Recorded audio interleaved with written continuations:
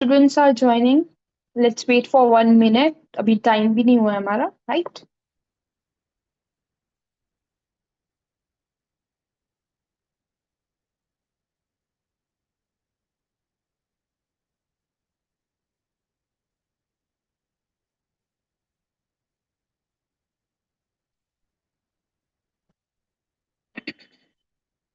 Yes, Diwali is coming.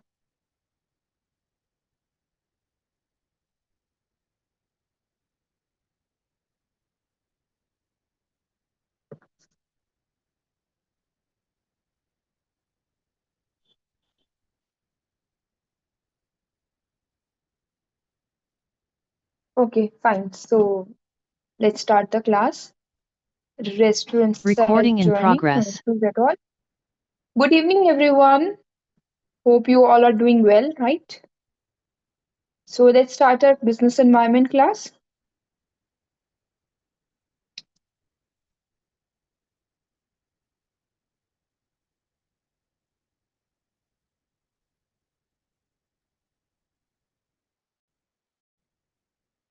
My screen is visible to each and every one of you.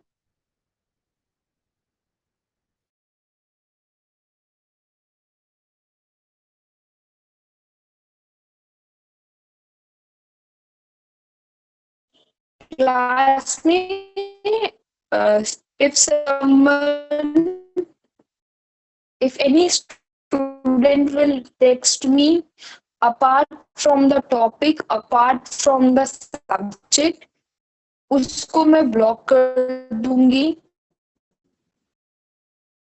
आ रही है बात समझ में? आप क्लास में सिर्फ रिलेवेंट क्वेश्चंस ही पूछेंगे, कोई स्पैम मैसेजेस कोई भी बिना की वार्निंग. मुझे not clear. Voice is breaking. Give me a minute.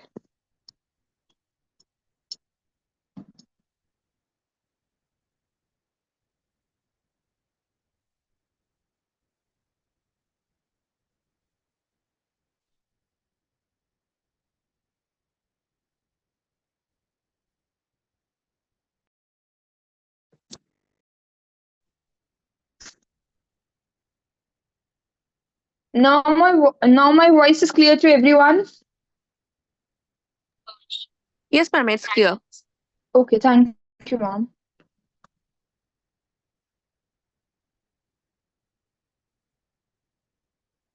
Fine. तो स्टूडेंट्स, जिस किसी ने भी स्पैम मैसेजेस या इररिलेवेंट मैसेजेस किए उनको हम ब्लॉक कर देंगे फ्रॉम आवर एंड. हम मैं अपनी क्लास में किसी भी तरीके का डिस्टरबेंस नहीं चाहिए मुझे. Is it clear to everyone? Class में बहुत सारे स्टूडेंट्स हैं, क्लास का डेकोरम होता है उसको मेंटेन रखिएगा ताकि जो स्टूडेंट जेन्युइनली क्लास ले रहे हैं उनको समझ में आए. I don't want any kind of disturbance in my class, right? So let's start our class. This is our sixth lecture, isn't it? The topic is competitive environment. Last class we have completed our social responsibility. I hope that topic is clear to everyone. Today, the topic is competitive environment.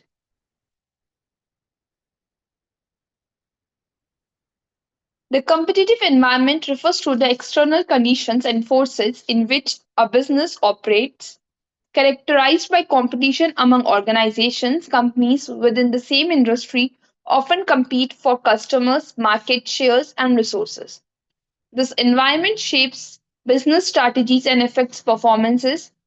Factors influencing competitive environment include the number of competitors, product quality, price, customer preferences, and technological advancements. So what is competition? आप सबको मालूम है, you all are well aware कि market में competition बहुत है. Whether you are talking about any field, right? In every field, there is lots and lot of competition is going on, and this is one of the external factor which is influencing your business, right? You remember na कि business environment, in business environment, internal plus external, these factors affects, and competitive environment is a part of external environment. ये it is very basic thing और मुझे लगता है सबको पता होगा कि कॉम्पिटिटिव एनवायरनमेंट एक एक्सटर्नल कंडीशन है। ठीक है, तो कॉम्पिटिटिव एनवायरनमेंट क्या है?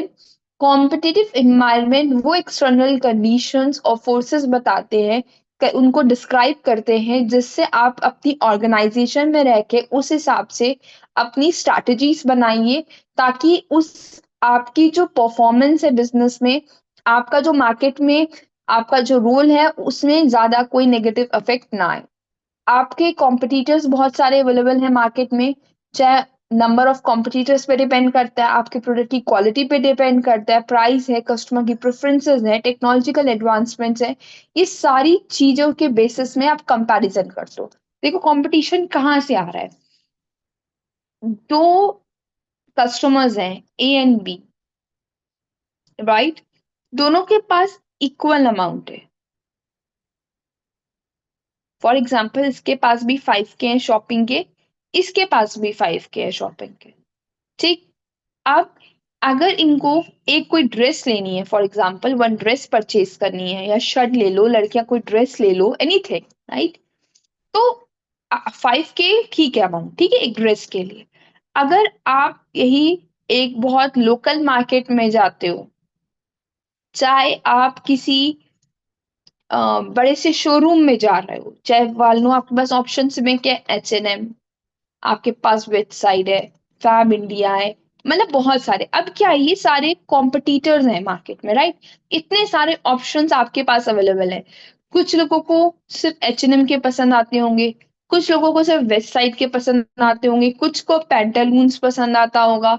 तो में इतने सारे ब्रांड्स अवेलेबल हैं, जो ब्रांड्स अवेलेबल हैं जो क्लॉथ्स में डील कर रहे हैं। अब इतना सारा कॉम्पिटिटर है आपके अवेलेबल है। अगर आप मान लो एक नया ब्रांड क्लॉथ्स का ओपन करना चाहते हो, ठीक है, you want to open a one branded showroom for clothes. आप अगर एक क्लॉथ्स के लिए, कपड़ों के लिए आप एक मार्केट में एक नया मतलब ब्रांड ओपन करना चाहते हो, उसके लिए आपको मालूम है ऑलरेडी बहुत सारे कॉम्पिटिटर्स हैं। Fabindia, Westside, Pantaloons, Lifestyle, H&M, Zara, बहुत सारे हैं, ठीक है। हर किसी की अपनी प्राइस रेंज है, इज इट? अगर आप यहाँ पे जूडियो और मैक्स को ले लो, तो इनके जो क्लोथ्स हैं वो थोड़ी चीप, मतलब चीप, थोड़े से सस्ते हैं, मैं नहीं कहूंगी बिल्कुल सस्ते हैं, थोड़े से cheap as compare to these brands, H&M, Zara, right?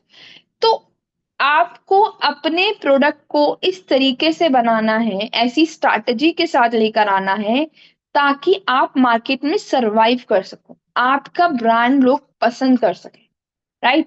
आपको पता होना चाहिए आपके प्रोडक्ट की क्वालिटी कैसी है। अगर आपसे अच्छी क्वालिटी वेस्ट साइड दे रहा है, तो ऑब्वियसली आपके पास कोई क्यों आएगा?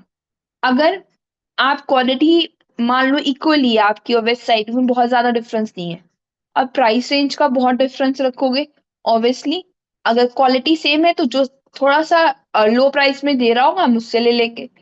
आप खुद भी ये काम करते होंगे।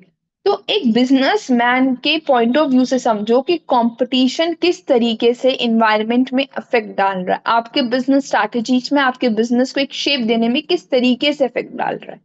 Is it clear to everyone? Meaning is clear to everyone? Yes, I can explain in English also. Once I get a feedback from everyone, sure, I will teach you in English also. I'll explain. Is it clear, right? Okay, fine. Competitive environment is a one of the external factor, external environment. It is an external environment. Fine. External factors are those factors which are affecting your business without your control, right? Where you have no control. These are the external factors outside the organization, which you have to face by anyhow. For that, you have to make a good business strategies. You have so that your performance should not be affected much. You know that in the market there are lots of competitors available. If you want to start a new, you want to open a new brand for clothes, for example. You know, already in market there are lots of companies are there: Zara, H&M, Westside, Pantaloons, Lifestyle, right? For that you have to first know the competition, what competition is going in the market. You should know that there's lots of competition not about how many competitors are available. Apart from that, what quality they are providing, what are their price strategies, how customer are preferencing them, what is the customer's mindset for that product, what advanced technology they are using in there. Then you will be able to survive in the market and you can compete in the competition. Is it clear right now? The ones who were asking me to please explain in English, is it clear? Is it clear to each and everyone? The ones who were asking in English? No doubts to any one of you? This is one of the important topic of today's class and for your exam point of view. This is very, very important. Mark it, make a note, and write in your diary or copy, whatever you're preferring. Somewhere write it that you can't skip this topic. Please remember this. Michael Porter's five forces analysis is one of the favorite topic of examiner, and it is very, very important. Is it clear to everyone? Is it clear to everyone? ये topic आप में से कोई भी बच्चा exam में छोड़ के नहीं जाएगा, आपको एनी हाउ इस टॉपिक को पढ़ के जाना है। ये एग्जामिनर का फेवरेट टॉपिक है, फेवरेट मॉडल है। एग्जामिनर है उस इंडस्ट्री को समझने के लिए and to capital investment economies of scale and brand loyalty are low, the threat is high. What does this mean? देखो, आपको मालूम है, बहुत इजी और बहुत रेलेवेंट आपको एग्जांपल देती हूँ। I give you the ones who are in Indian, right? आप आज से अगर 10 साल पहले जाओ या आपको कोई भी प्रोडक्ट परचेज करना हो, तो any product you want to purchase, whether it's cloth, whether it's grocery, whether it's cosmetic, whether it's कोई एसेसरीज है, एनीथिंग, कोई footwear, anything, right? For that you have to go to the particular buy that product. आपको उस particular showroom, उस particular brand में जाना पड़ता है, उस शॉप पे, तब आप लेते हो। आज के टाइम पे digital marketing, that digital marketing means, sorry I can use a perfect word, कि जो डिजिटलाइज हो गया है, ऑनलाइन सर्विसेज जो हो गई अवेलेबल। ऑनलाइन कपड़े ले लो, ऑनलाइन ब्लिंकिट में तो ये तक है कि आप ऑनलाइन फोटो कॉपी करा सकते हो, अपनी फोटो प्रिंट A4 साइज की चाहो तो वो भी मिल जाएगी। आप ग्रोसरी मंगा लो, आप कुछ होम डेकोर का सामान मंगा लो, आप कपड़े, footwear, anything you want to purchase आप ऑनलाइन परचेज कर सकते हो। ये है मार्केट में न्यू एंटर्स का थ्रेट। मतलब जो नए लोग मार्केट में आ रहे हैं, जो नई कंपनीज मार्केट में आ रही हैं, वो आज के ट्रेंड की न्यू कैपेसिटीज, वो नई टेक्नोलॉजी, नए माइंडसेट, एक अप टू डेट माइंडसेट के साथ आ रहे हैं, जिसकी वजह से जो एग्जिस्टिंग कंपनीज है, जो ऑलरेडी 10 साल, 20 साल, 25 साल से एक तरीके से काम कर रही हैं, उनके लिए बहुत ज्यादा प्रॉब्लम क्रिएट हो चुकी है, क्रिएट होती है, राइट? अभी क्लास में एक टॉपर हो, फॉर एग्जाम्पल, हमेशा 5 साल से वही स्टूडेंट ए टॉप कर रहा हो, और एक कोई न्यू एडमिशन हो और अब टॉपर बी हो जाए या कोई सी भी आ गया है, तो अब ये कंपटीशन बढ़ेगा कि नहीं? उसको एक डर होगा, यार मेरा एक कॉम्पिटिटर आ गया, मुझे फर्स्ट आना है, तो मुझे और ज्यादा मेहनत करनी है। Is it clear? E commerce, medicine, मतलब आपको मालूम है कि ये प्रॉब्लम जो है वो आज के टाइम पे हर कोई फेस कर रहा है। तो थ्रेट ऑफ न्यू एंट्रेंट का क्या मतलब है कि जो न्यू कंपनीज एंटर कर रही है मार्केट में, उनके पास एक नया माइंडसेट है, up to date technology, up to date knowledge है, तो वो एक अच्छा मार्केट शेयर करती है, जिसकी वजह से जो एग्जिस्टिंग कंपनी उनमें प्रेशर आता है। तो ये जो बैरियर है, ये जो प्रॉब्लम है एंट्री की, इसको लो कर सकते हैं अगर लो होगी। If barrier to entry is low, अगर बैरियर एंट्री का लो का क्या मतलब है कि आप इजिली मार्केट में अगर आ जाएंगे, मतलब मान लो आप आज सोच रहे हो कि कल मैं एक शोरूम खोल लूं फुटवेयर का, और वो बहुत इजी है मार्केट में आना। आप पैसा लगा रहे हो, आप शोरूम खोल रहे हो, आप कुछ ब्रांडेड शूज के साथ अपने ब्रांड के साथ टाई अप कर लिया, उनके प्रोडक्ट्स बेचोगे। तो अगर इतना इजी होगा तो जो एग्जिस्टिंग कंपनी है उनमें डर ज्यादा होगा कंपटीशन का, कि कभी भी कोई भी आ जाता है मार्केट में, कोई भी नई शॉप खुल जा रही है।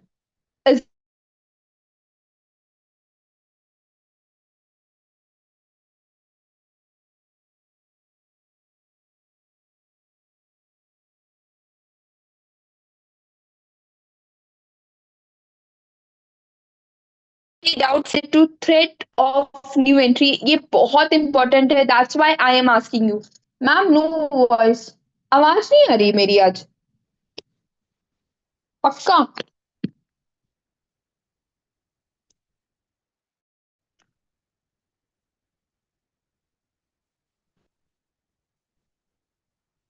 आवाज नहीं?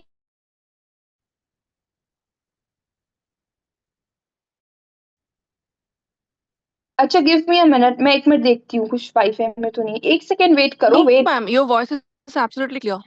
क्लियर है मैम? Okay thank you. तो ये जो स्टूडेंट्स फालतू में क्योस कर रहे हैं, एक बार और मैंने किसी भी स्टूडेंट का देखा ना, मैं सीधे ब्लॉक कर दूंगी। मैंने चैट डिसेबल नहीं किया जस्ट बिकॉज, क्योंकि some students have genuine questions in the class, वो सिर्फ क्लास में पढ़ने आते हैं 1 घंटे।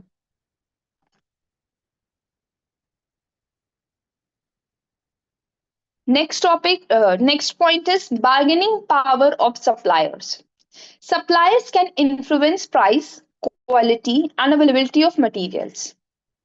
If few suppliers are available, or if they supply unique products, their bargaining power increases, affecting company margins and profitability. For example, आपको एक car बनानी है, ठीक है, कार मैन्युफैक्चरिंग कर।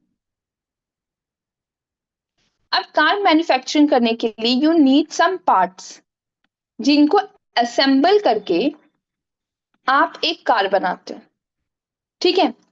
अब जो इसके रॉ मटेरियल्स, यानी कि जो इसके पार्ट्स हैं कार को बनाने वाले रॉ मटेरियल्स, वो आप किससे लेते हो? वो आप लेते हो सप्लायर से, यू परचेज फ्रॉम सप्लायर। अब सप्लायर आपको इन्फ्लुएंस करता है कि ये प्रोडक्ट इतनी प्राइस रेंज का मिलेगा, इसकी क्वालिटी बहुत अच्छी है, ठीक। अगर मार्केट में कम सप्लायर होंगे, फॉर एग्जाम्पल जो इसमें है वो सिर्फ 5 है या 2 है, चलो और कम ले ले, 2 सप्लायर्स हैं। तो अगर 2 सप्लायर हैं तो उनके पास ज्यादा पावर है, क्योंकि उनको मालूम है कि या तो मुझसे लेगा ए से, या तो ये बी से लेगा।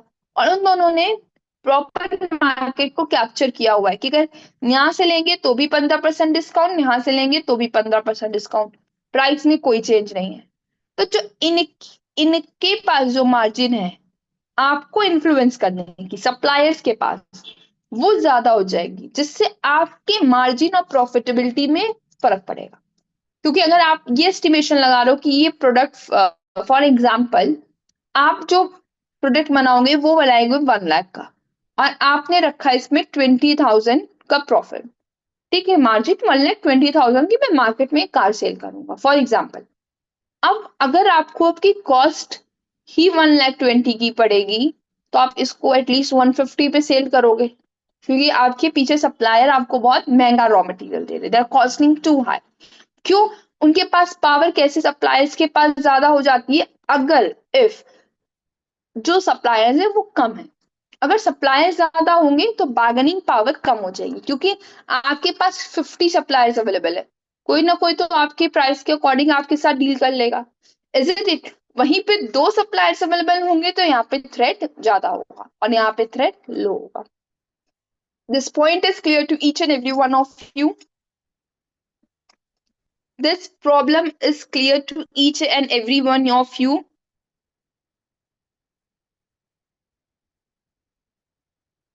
जिनके एंड से कोई दिक्कत आ रही है ना, वो रिज्वाइन कर लो। Fine. Let's move to the next point. Bargaining power of buyers. Buyers have power when they can demand lower price or high quality products. Their power increases if there are many alternatives of the, or if they purchase in large volume, giving them leverage over sellers. देखो, buyers कौन हो गए? हम आप, ठीक है, हम आप हो गए बायर्स, इज इट? अब बायर्स के पास बार्गेनिंग पावर अगर ज्यादा होगी तो भी तो कंपटीशन में फर्क पड़ेगा। अब बायर्स के पास कैसे, आपको मालूम है कि मुझे अगर 5000 की एक ड्रेस लेनी है तो मेरे पास वेस्ट साइड है, लाइफस्टाइल है, पैंटालून्स है, H&M है, ज़ारा है, and lots of, is it? अगर उनको मालूम है कि अगर आज फॉर एग्जांपल वेस्ट साइड में 15% डिस्काउंट चल रहा है तो H&M को भी कुछ 5%, 10%, कुछ उनको भी डिस्काउंट रेट, कुछ स्ट्रैटेजीज लगानी पड़ेंगी। वहीं पे पैंटालून्स में भी कुछ डिस्काउंट ऑफर निकालने पड़ेंगे, इजंट इट? तो बार्गेनिंग पावर बायर्स की बढ़ जाएगी। अगर मुझे same quality product west side और फैब इंडिया में फॉर एग्जांपल मुझे MRP पे मिल रहा है और वेस्ट साइड पे मुझे 20% डिस्काउंट में मिल रहा है, तो obviously I purchase from Westside, buy go for Fab India. मैं फैब इंडिया की क्यों लूंगी प्रोडक्ट, कपड़ा क्यों खरीदूंगी? तो या इसके तो दो चांस है, बार्गेनिंग पावर जो बायर्स के हाथ में तब हो सकती है, वो तब लो प्राइस में अच्छी क्वालिटी प्रोडक्ट ले सकते हैं जब उनको माल सब्स्टिट्यूट्स यानी कि ऑल्टरनेटिव्स अवेलेबल है। बी नहीं तो सी नहीं तो डी नहीं तो ई, एंड सो ऑन। या फिर आपको कोई प्रोडक्ट बल्क में खरीदना है, अगर आप कोई सामान बल्क में लेते हो तो आपको वो थोड़ा सा लो प्राइस में पड़ता है, इज इट? ये एक स्ट्रैटेजी होती है बार्गेनिंग पावर ऑफ बायर्स जो कि कंपटीशन में अफेक्ट डालते हैं। हम होंगे जैसे कि for example,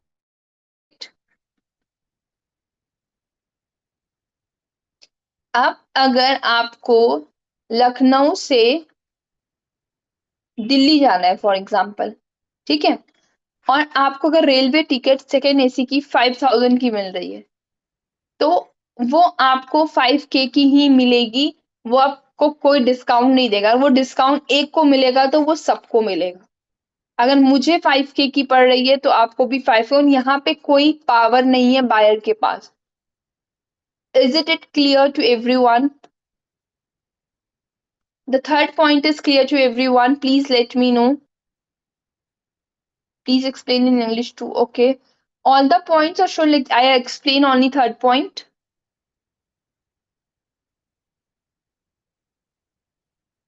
Let's complete all the 5 points in Hindi. पहले मैं एक बार पांचों points हिंदी में complete कर लूं. Then I'll explain in English whole the 5 points. Is it clear to everyone? पहले हिंदी में मैं समझा दूं 5 points, all 3 points, 5 points. और इसके बाद I'll explain in English. तो जिसको इंग्लिश हिंदी दोनों समझ आ रहे हैं, सिर्फ हिंदी इंग्लिश है, उनका भी क्लियर हो जाएगा, ठीक है? The fourth one is threat of substitute products or services. Substitute offer an alternative to the industry products or services. If many viable substitutes are available, customer may switch, reducing demand and profitability for the current firms in the industry. See, if there are lots of substitutes available, isn't it? अगर market में substitutes available होंगे उस industry में या services में, तो आपके पास options बढ़ जाएंगे और कस्टमर स्विच हो जाएंगे एक प्रोडक्ट से दूसरी तरफ, दूसरे से तीसरे की तरफ, राइट? जिससे आपके प्रोडक्ट की डिमांड रिड्यूस हो जाएगी और प्रॉफिटेबिलिटी भी कम हो जाएगी उस करंट फॉर्म की। आगे बात समझ में? तो एक डर होता है कि आपका जो सब्स्टिट्यूट प्रोडक्ट मार्केट में है, कहीं आप उनसे पीछे ना रह जाओ, तो आपको एक इसका भी थ्रेट बना रहता है, तो आपको इसके बारे में भी एनालिसिस करना जरूरी होता है when you analyse your competitive forces. Is it clear to everyone? Is it clear to everyone? सबको समझ में आ गया? Yes, definitely. I'll going to explain you in English also. Please wait. एक बार में एक ही लैंग्वेज यूज कर सकती हूँ। Okay. Industry rivalry. The intensity of competition among existing competitors can drive down prices and profitability. High rivalry is often seen when companies are equally sized or when industry growth is slow. leading to more aggressive strategies. अब same industries में आपस में भी क्या होता है, काफी ज्यादा राइवल होता है, यानी कि कंपटीशन होता है, एक दूसरे के दुश्मन बने घूम रहे हैं। ठीक है, इसका मतलब क्या है कि बहुत इंटेंस होता है। अगर आपकी कंपनी दोनों एक टॉप लेवल में आ रही है, ठीक है, जैसे कि एप्पल का फोन ले लो और सैमसंग ले लो। आई नो बहुत लोग कहेंगे एंड्रॉइड का क्या मुकाबला है एप्पल से, पहले एक बार सुन लो मेरी बात, ठीक है। आप एक आईफोन बनाने वाली एप्पल कंपनी है, एक सैमसंग है। एप्पल आज तक मार्केट में क्यों एग्जिस्ट कर रही है, वो भी with a good profit margin, every year launch new product, क्योंकि ये अप टू डेट है। जहां पे इन्होंने अपने न्यू वर्जन निकालने बंद कर दिए, अप टू डेट उतने नहीं रहे, जहां पे एक डाउनफॉल आया वहां पे सैमसंग हाई हो जाएगी, क्योंकि एप्पल के बाद 99% लोगों की बात है Samsung, they switch to Samsung, is it. तो जो कंपटीशन में आपकी ये जो इन दोनों के बीच में एक चल रहा है कोल्ड वॉर टाइप का, this is what is called industrial rivalry. Is it clear to everyone? ये समझ में आ गया सबको?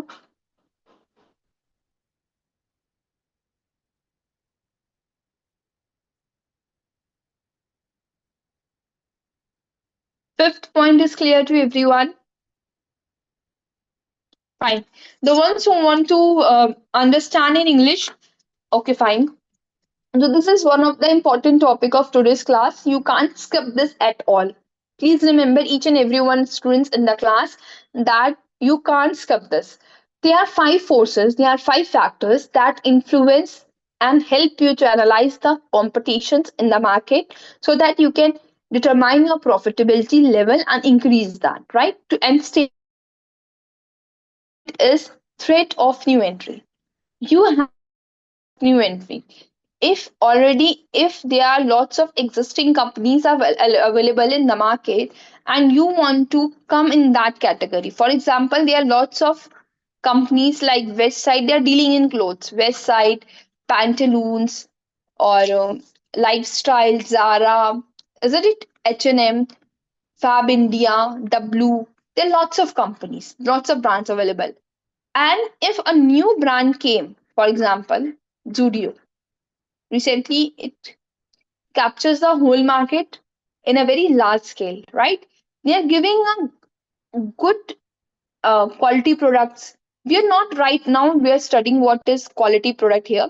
We just want to know ki that if it is easy for anyone to enter into market, right, to invest and start their business, then there is lots of threat to the existing companies. There are lots, they will come in lots of pressure because they are capturing the market from many years, and now they have to face this. So there's always a threat of new entry in the market. I hope this point is clear to everyone. Especially, please text me those students who are asking me to explain in English. I request you all. जो लोग English में कह रहे थे,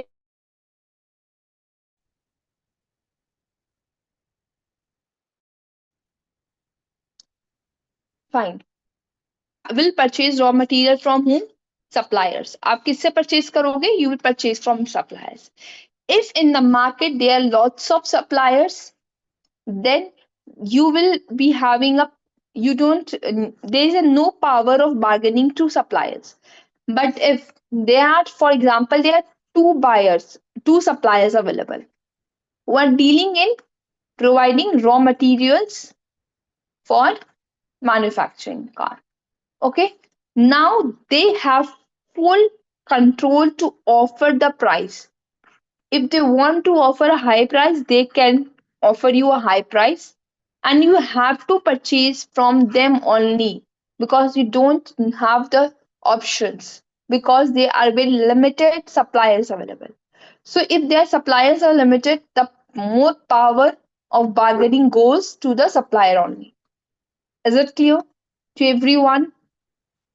The second point is clear to everyone. Please let me know, मुझे पूरा topic complete कराना है. What is English? I am asking you. Second point is clear to everyone. Third is bargaining power of buyers. When there lots of substitutes are available, where was the power in today's time is in the hands of buyers.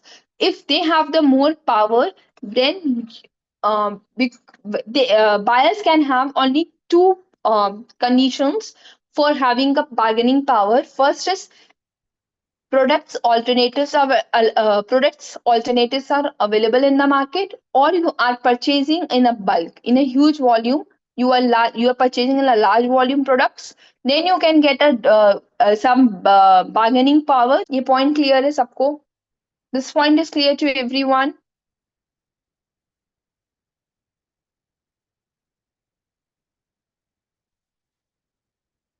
Next is threat of substitutes products or services. You have a fear that lots of substitute products or services are available in the market. For that, customer may easily switch to other product, other brand, right? For this is a very common threat in today's time. Last one is industry rivalry. I gave you the example that there's an Apple company and Samsung company. If Apple company stop launching product mobile phones every year, and right, and Samsung will easily can capture its market, right? So because there's a rivalry going between them, because if one a company of equal size are doing lots of competition in the market, right? This is what is industry rivalry is. ये समझ में आ गया सब कुछ? Clear to everyone?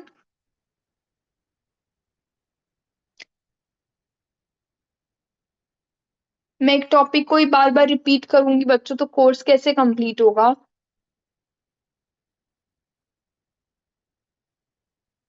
Third and fourth point बिल्कुल different है. देखो third point में आप अपने प्रोडक्ट के सब्स्टिट्यूट्स की बात कर रहे हो.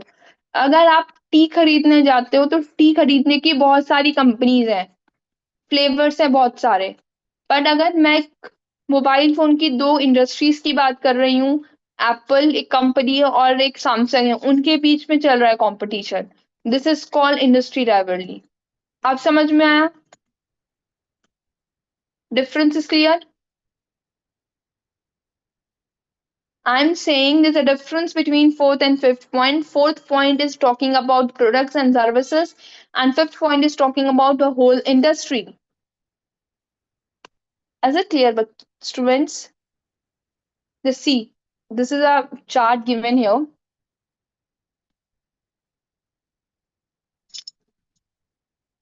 Michael Porter's 5 force analysis. The same thing is written here. New entrants entering the market can increase competition. नए आएंगे तो market में competition will increase, and if entry barriers like capital or brand loyalty are low, then the threat is high. The same things, right? I've given you in the chart form, in a summary form. You can read by your own. The same topic is given here. Isn't it? Fourth and fifth point. Fourth point is lots of substitute. Substitute का मतलब alternative होता है. एक ही product के बहुत सारे. अगर आपको एक सोप खरीदना है तो कितने सारे हैं? गोदरेज नंबर 1 आता है, सिंथॉल आता है, लक्स आता है, फेयर एंड ग्लो आता है, लाइफ बॉय आता है, डेटॉल आता है. कितने सारे ऑप्शंस हैं. ये तो आपके हो गए सब्स्टिट्यूट्स. इनका डर है ना कि अगर आज मैं पेयर्स का सोप यूज कर रही हूँ और कुछ प्रोडक्ट में मुझे डिफेक्टिव लगा तो मैं कल को डव यूज कर सकती हूँ. If I am using Dove I can move to Cinthol. This is what is threat of substitutes. कि मार्केट में कंज्यूमर इजीली दूसरे प्रोडक्ट की तरफ चला जाएगा. फाइन, अब समझ में आ गया. Next is competitive strategies. We talked about the forces that factors which influence to analyze the situations.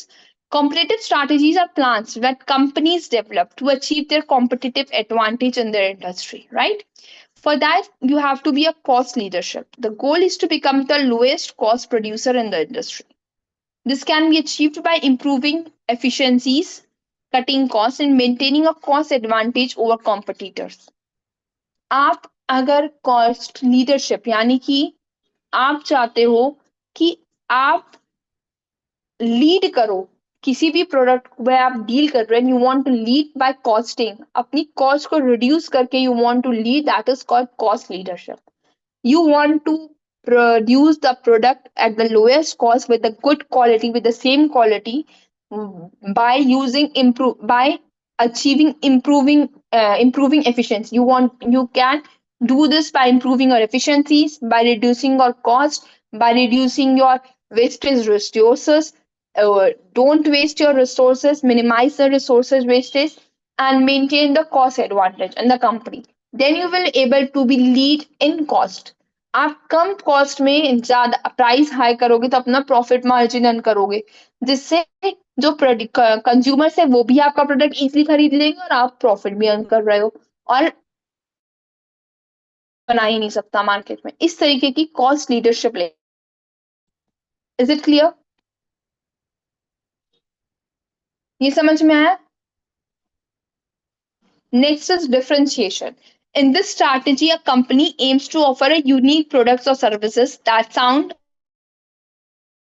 It focuses on delivering high perceived value, whether brand, technology, customer services. अब आपको मालूम है कि सेम क्वालिटी का product दे रहा हूं, पर आपके पास ही क्यों कस्टमर है? Why customer should come to you only? For that you have to do something different, right? Something different from other products. For example,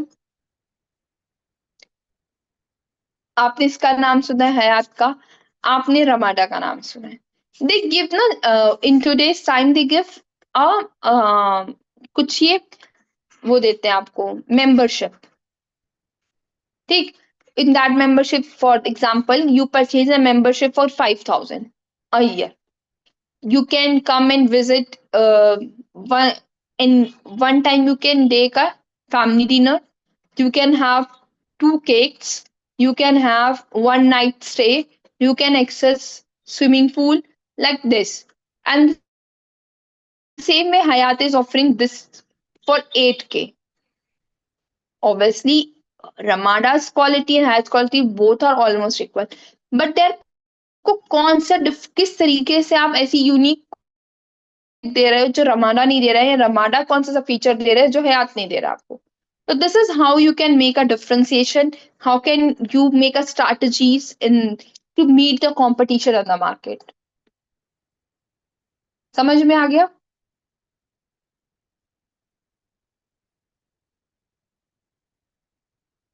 समझ में आ गया सबको? Is it clear to everyone? अपनी बातें बाद में कर लेना, जो मैं पूछ रही हूँ उसका जवाब दे दो, वरना नेक्स्ट क्लास से मैं डिसेबल करवा दूंगी। क्वेरीज कैसे पूछोगे बताओ? क्वेरीज इंपॉर्टेंट है ना?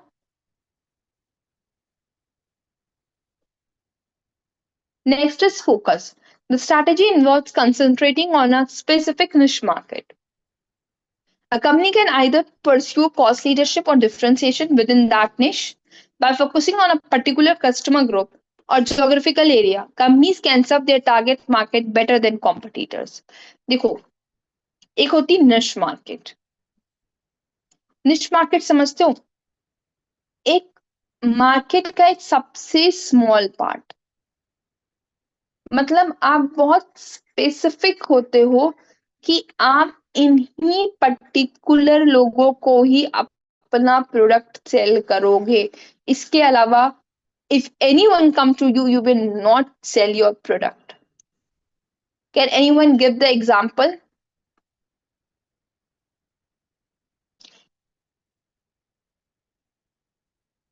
Can anyone रॉयल रॉयस बहुत अच्छा एग्जाम्पल दिए। रॉयल रॉयस की गाड़ी हर कोई नहीं खरीद सकता।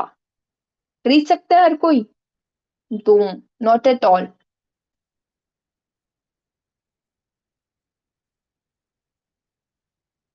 This is what is focus. That you are focusing on a niche market like Rolls Royce, right? A company जहां पे ना तो आप कॉस्ट लीडरशिप पे आ रहे हो, करोड़ों की गाड़ी आती है उसकी, और ना ही डिफरेंशिएशन कुछ कर रहे हो। आप क्या कर रहे हो? आप फोकस कर रहे हो निश मार्केट में, एक पर्टिकुलर कस्टमर ग्रुप है या उस जोग्राफिकल लोकेशन में, और उनको अपना प्रोडक्ट बेस्ट क्वालिटी का दे रहा है। This is what is focus all about. Apple का फोन नहीं आता उसमें।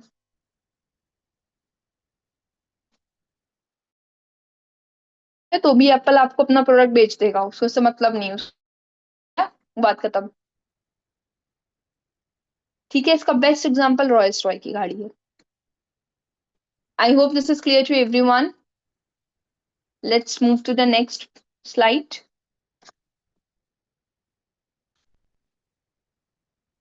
लास्ट में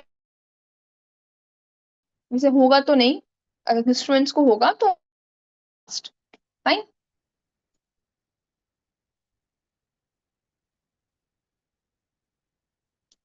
Last topic is introduction to industrial policy resolutions. Industrial policy resolution are government policies aimed at promoting and regulating the development of industries in a country. In India, these policies have played a significant role in shaping industrial growth. The following are modern industrial policy resolutions in Indian history. देखो, industry policy जो है वो government based policy है जो government बनाती है, और वो जो उनका एम होता है कि वो रेगुलेट और प्रमोट कर सके इंडस्ट्रीज को कंट्री में, ताकि एक अच्छी ग्रोथ हो सके। देखो, इंडस्ट्री ग्रोथ करेगी, इंप्लॉयमेंट मिलेगी, इंप्लॉयमेंट ग्रो होगी, पॉवर्टी कम होगी, एवरीथिंग इज लिंक्ड, राइट। तो टाइम टू टाइम में बहुत सारे पॉलिसीज बनाई गई थी, फिर उनमें जो प्रॉब्लम्स देखी गई उस पॉलिसी में उसको रिफॉर्म की गई। तो करेंटली 1991 की ही हम फॉलो कर रहे हैं। तो सबसे पहले जो इंडस्ट्रियल पॉलिसी रिजोल्यूशन आया था वो आया था 1948। ठीक है, this was the first comprehensive policy document that outlined the role of both the public and private sector industrial development. ये industrial policy resolution 1948 में we focused on both public industries as well as private sector industries for development, right? This policy classified industry into 4 categories: exclusive state ownership, industry subject to government regulation, industries under state control, industries open to private enterprises.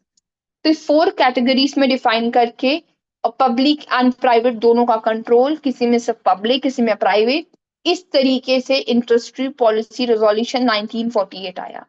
If you go in depth you need 6 to 7 class minimum, right. Industries एक subject है, तो यहाँ पे आपको topic के relevant ही पढ़ना है, उतना कंटेंट सफिशिएंट है जितना मैंने आपको दिया है यहाँ पे। Is it clear to everyone?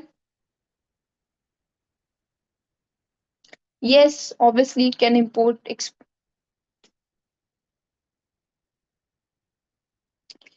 Second is Industrial Policy Resolution 1956. ये टॉपिक समझने वाला नहीं है, इट्स अबाउट फैक्ट्स। ये आपको सिर्फ याद करना पड़ेगा, यू हैव टू लर्न। यहाँ पे अंडरस्टैंडिंग इतना रोल प्ले नहीं करती है जितना यहाँ पे लर्निंग प्ले करती है। लास्ट टॉपिक कॉम्पिटेटिव एडवांटेज, वहां पे understanding plus learning both role play करती है। देखो, जब पढ़ने बैठते हैं ना, when we study we should have some smart strategies. ठीक, every topic has its own relevance, own context. हर एक टॉपिक की एक अपनी समझ है, एक अपनी इंपॉर्टेंस है। अब अगर आप इंडस्ट्री पॉलिसी पढ़ो और सोचो मैं इसको समझ के चला जाऊंगा एग्जाम में या चली जाऊंगी, तो गलत है, आप भूल जाओगे। यहाँ पे आपको याद करना पड़ेगा, रोट लर्निंग करनी पड़ेगी कि ये 1948 में, उसके बाद 19 ईयर भूल गए तो सब गड़बड़। ठीक है, अगर बात करें कॉम्पिटेटिव एडवांटेज, कॉम्पिटिशन पढ़ा हमने भी, तो कंपटीशन एडवांटेज ये पढ़ा, कंपटीशन एनवायरनमेंट, कॉम्पिटिटिव एनवायरनमेंट पढ़ा हमने। ये आपकी अंडरस्टैंडिंग पे डिपेंड करती है, अंडरस्टैंडिंग एंड लर्निंग की। वो 5 जो माइकल पोर्टर्स ने फोर्सेस दी हैं वो नाम याद होने चाहिए, बाकी तो मीनिंग क्लियर होगा। अंडरस्टैंडिंग है तो उसके अंदर के पढ़ने की 1 या 2 बार जरूरत पड़ेगी, बस याद नहीं करना पड़ेगा, कुछ रटना नहीं पड़ेगा। But for the industrial policy you have to learn. Is it clear to everyone? ऐसे टॉपिक को समझना बहुत जरूरी होता है। हर एक टॉपिक को सिर्फ रटना नहीं है, हर एक टॉपिक को समझ के नहीं आना है। कुछ topic demand for learning, some topics demand for understanding. Is it clear to everyone? सबको समझ में आया? So, second is Industrial Policy 1956. This resolution emphasized the need for the state to take a dominant role in industrial development. इस policy में ज्यादा emphasis किसको दे दिया? State control ज्यादा हो गया। ठीक, शेड्यूल ए में आती है कुछ रिजर्व स्टेट से डिफेंस, एटॉमिक एनर्जी के लिए जो डील करती है इंडस्ट्रीज। शेड्यूल बी में वो इंडस्ट्रीज आती है पेशेंट यहाँ पे अलाउड है। शेड्यूल सी में वो इंडस्ट्री प्राइवेट सेक्टर के लिए ओपन की गई है, बाकी जितनी इंडस्ट्रीज बचती हैं वो सब आती हैं पब्लिक सेक्टर के अंदर। Is it clear to everyone? इसमें कुछ भी ऐसा समझने वाला नहीं है, ये सिर्फ आपको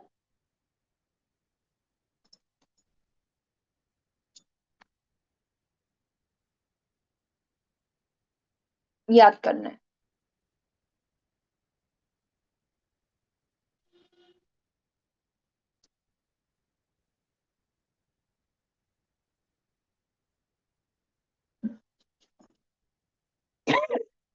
अगर टाइम बचेगा तो डेफिनेटली मैं इस टॉपिक को जो आज की क्लास का टॉपिक है उसको जरूर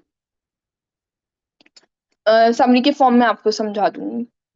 इट डिपेंड्स, ठीक है? नहीं तो फिर आप जो भी क्वेरी है अपनी डाउट क्लियरिंग सेशन में ले लेना। एग्जाम में क्वेश्चन नोट से कैसे आ सकते? एग्जैक्ट नहीं आ सकते, आपको अंडरस्टैंडिंग डेवलप करनी है। एमबीए में हो, they can ask you in any form, right? आप रिजिट नहीं हो सकते, टॉपिक सही रहेंगे जो मैं पढ़ाऊंगी, topics are same but you can be rigid, right? कि बस इतना सफिशिएंट है। नॉलेज को इनहांस करनी भी जरूरी होती है। टॉपिक सेम होंगे क्योंकि एग्जैक्ट सिलेबस से टॉपिक में लेती हूँ। Third is industrial policy 1991. This was the landmark policy that marketed in India shift towards the market. क्यों 1991 से कुछ याद आता है? 1991 में एक बहुत बड़ी चीज इंडस्ट्री में हुई थी, इकोनॉमी में आपकी। Anyone remember? लेट मी सी किसको किसको पता है। 19 एलपीजी, वेरी गुड। जिन जिन स्टूडेंट्स ने दिया उन क्लैपिंग कर लो सब अपने आप के लिए, ठीक है? Good, very good. जिनको एलपीजी पता, जिनको नहीं पता है सॉरी, इतनी बेसिक नॉलेज तो होनी चाहिए, एमबीए कर रहे हो। बेसिक क्वेश्चन है। 1991 में मनमोहन सिंह, उन्होंने, एक फॉर्मर आपके इकोनॉमिस्ट रह चुके हैं, वो लेकर आए थे डॉक्टर मनमोहन सिंह एलपीजी का concept. L stands for liberalisation, P stands for privatization, and G stands for globalization.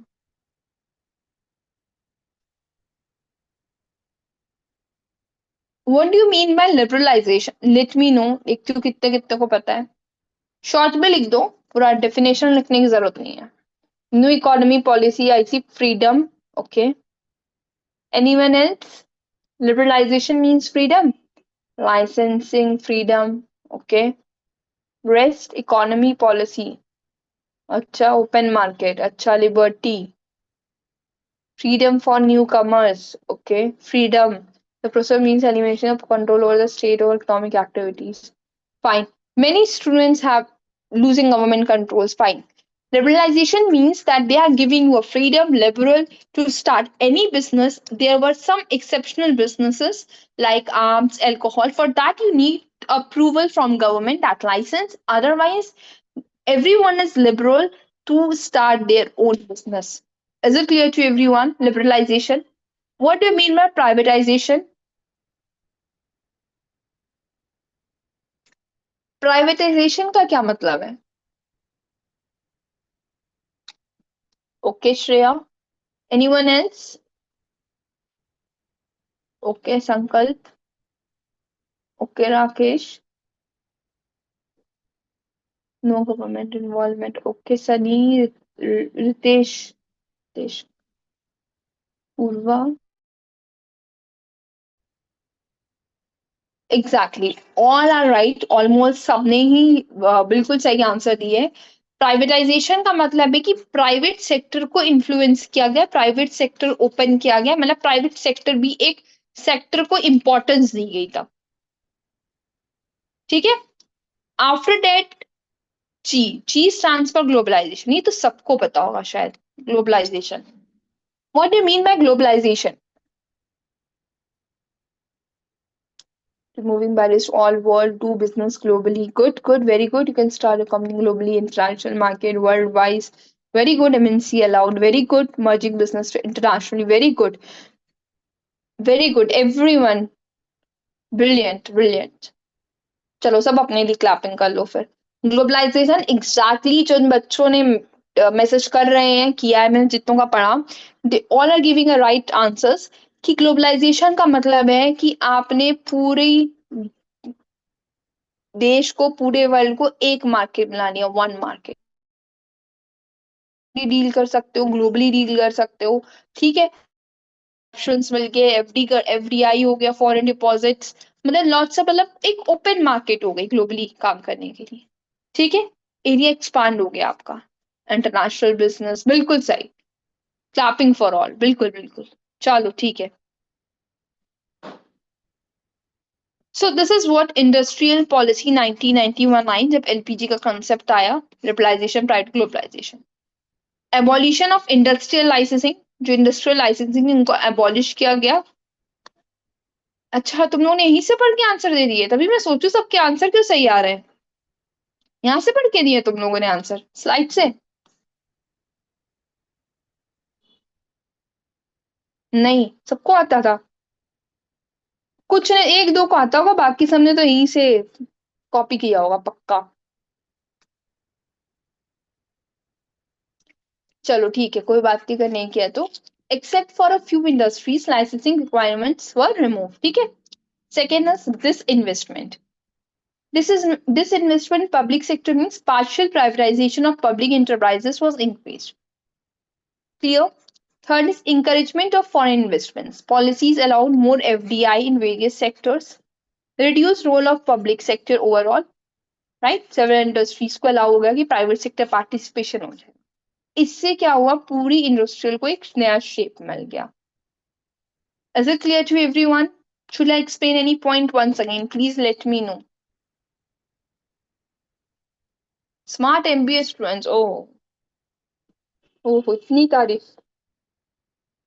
All clear. All fine.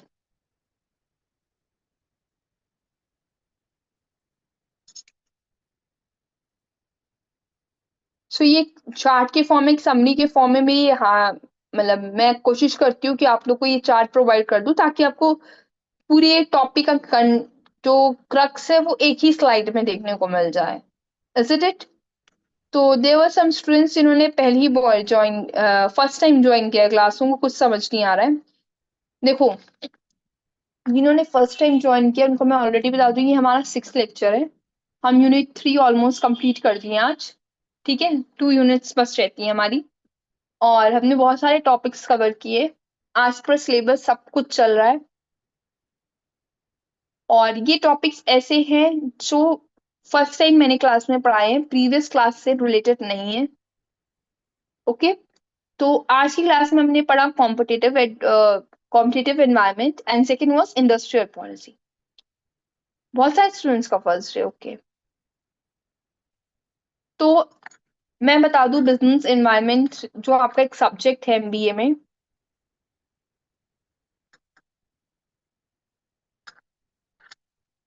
मैं एक ना आपको एक स्लाइड में समझा देती हूँ, एक blank slide, sorry. Hmm business environment means that your business का मतलब सबको पता होगा, that transactions which you do on a daily basis to earn a profit, that is called business, है ना। आप कुछ बेचते खरीदते हो रोज अपने प्रॉफिट को अर्न करने के लिए, उसे हम बिजनेस बोलते हैं। ये जो इररिलेवेंट क्वेश्चंस टेक्स्ट कर रहे हैं या चैट कर रहे हैं, मैं सबको भेज दूंगी यहाँ से भी। डेकोरम ना खराब करो क्लास का, ठीक है। तो बिजनेस एनवायरनमेंट इन दो चीजों से मिलके बना है, internal factors and external factor. तो इंटरनल फैक्टर्स होते हैं, वो फैक्टर्स होते हैं जो आपके कंट्रोल में होते हैं, जो विद इन एन ऑर्गेनाइजेशन होते हैं। External factors are those factors which are not in your control, and they are outside factors which are affecting your business, right? So like government policies, like legal environment, competition environment, जो market में competition चल रहा है वो भी तो आपके environment का पार्ट है, आपके बिजनेस का पार्ट है, जो कि इफेक्ट डाल रहा है। उसी की हमने आज, उसी टॉपिक को आज हमने कवर किया है कॉम्पिटिटिव एडवांटेज करके। नहीं पढ़ना है? मैं क्लास को वाइंड अप कर दूं? Should I wind up the class? No doubt, no queries?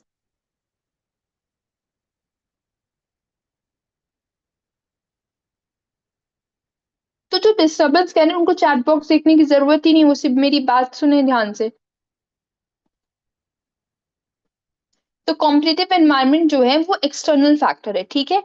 आपके कॉम्पिटिटर मार्केट में किस प्राइस में गुड्स बेच रहे हैं, क्या क्वालिटी कंटेंट दे रहे हैं, कौन सी टेक्नोलॉजीज यूज कर रहे हैं, किस तरीके से कस्टमर को इन्फ्लुएंस कर रहे हैं, ये सब आपको पता होना चाहिए। ये सारी इंफॉर्मेशन आपको होनी चाहिए कि कौन आपका कॉम्पिटिटर है मार्केट्स में, so that you can make strategies accordingly, plan accordingly and influence, apply that strategy, ताकि आप मार्केट पे इस कंपटीशन में बने रहे, सरवाइव करें, मार्केट से आउट ना हो जाए। That is what is competitive environment is. Meaning समझ में आ गया? क्वेरी पूछो सागर, क्या है?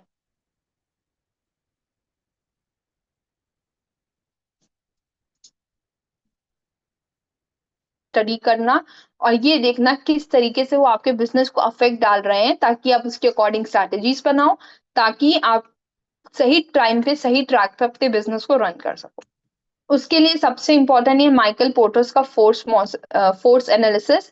ये इंपॉर्टेंट है, very very very very very important है। इससे 101% क्वेश्चन एग्जाम में आपको मिलेगा।